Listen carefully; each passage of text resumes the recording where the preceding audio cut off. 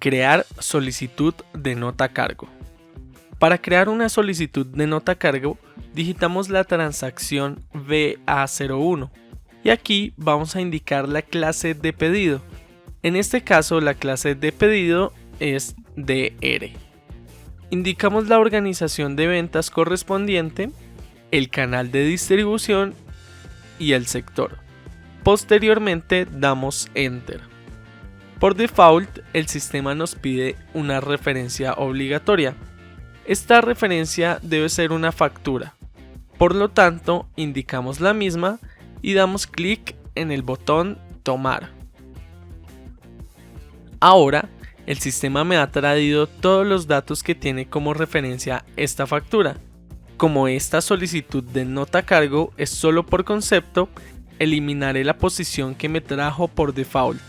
Y en la columna de material indicaré un material que me traiga el concepto que necesito. En este caso voy a indicar este material, del cual su concepto es maniobras. Debemos tener en cuenta que el centro de beneficio es obligatorio. Trae uno por default, pero lo podemos cambiar en caso de que sea necesario.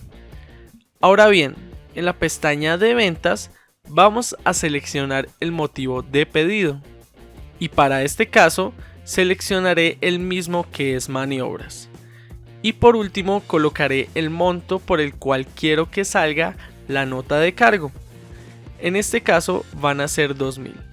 Regresamos y damos clic en el icono de guardar. Y como pueden ver, en la parte inferior izquierda aparece el número de solicitud de nota a cargo que el sistema ha generado. Este tipo de pedidos se generan bloqueados. Si no tengo la autorización para desbloquearlo, el sistema me mandará un error al tratar de hacerlo. Lo dejo en blanco y damos clic en grabar. En este caso, con este perfil no tenemos la autorización, por lo tanto en la parte inferior izquierda aparece un error. Por lo tanto necesitaríamos ingresar con un usuario el cual sí tenga los permisos para realizar este proceso.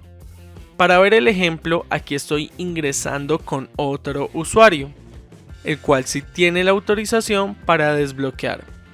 Y como pueden ver en la parte inferior izquierda, la solicitud de la nota a cargo ha sido grabada.